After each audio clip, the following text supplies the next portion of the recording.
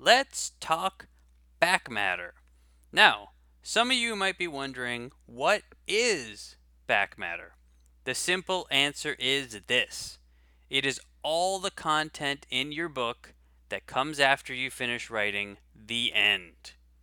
Your back matter can be brief or extensive.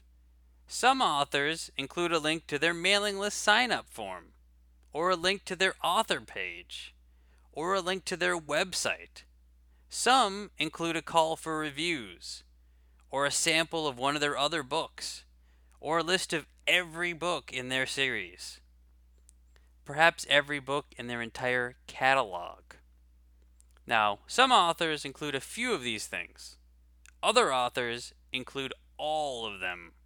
You see, back matter is highly customizable. There's so many options. For some authors, there's too many choices to make. In fact, a lot of authors get intimidated when trying to decide what to include and what to leave out. Ultimately, there's no definitive answer. There isn't one correct way to do things. Like so much of self publishing, it really depends on your goals. I will say this though: if you're in KU, your back matter can't be any longer than 10% of your total book length. If you go over that limit, bad things can happen to you, like a nastygram or the threat of account suspension. Keep that in mind. You do not want to anger the self publishing platforms. In general, I find that the first few lines after your story ends are the most crucial. Those lines will get the most eyeballs on them. The deeper you go into the back matter of your book, the bigger your chances of losing a reader's attention. That being said, there are some readers that will go through anything and everything. You can't count on all readers doing that. On the flip side, it's safe to assume that most readers will just look at the first line or two after your book ends. That's why you need to make them count. How do you do that? In general, I see two approaches. Either authors will sell out to build their mailing list, or they will try to get a sale of one of their other books. The distant third option is a call for reviews, but I don't see that a ton as a priority. Now, I realize that you can include a link to your sign up form and follow that with a link to your author page and follow that with a call for reviews.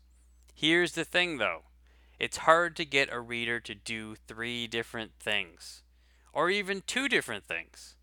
Generally, I think you can only reliably get a reader to do one thing when they finish your book.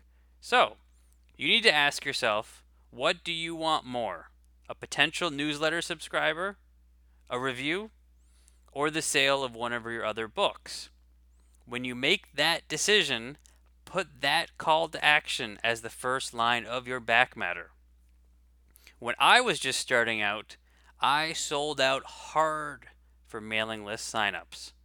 I put all of my effort into getting new subscribers. Why?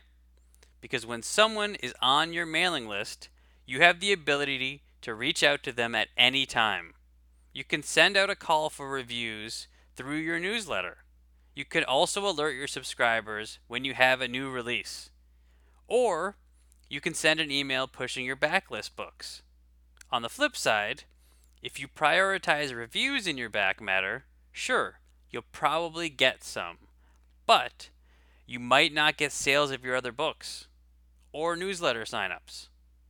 Meanwhile, if you prioritize your author page or a link to the next book in your series, you might get some sales. But if you don't get those readers to sign up to your mailing list, you might not ever be able to reach out to those readers again. In the end, what you prioritize is up to you. Figure out your goals. And who knows? Maybe you'll get lucky. Perhaps you'll have the kind of readers that sign up for your mailing list, buy your other books, and leave reviews. If that happens, congratulations. If it doesn't, maybe you'll get at least one of those three. The good news is that you can try new things. Your back matter isn't set in stone. If you try one thing and it doesn't work, go back in and tweak things. If you do that enough, eventually you'll find a winning formula. Now, before you go, I want to tell you about a mini guide that I'm giving out for free.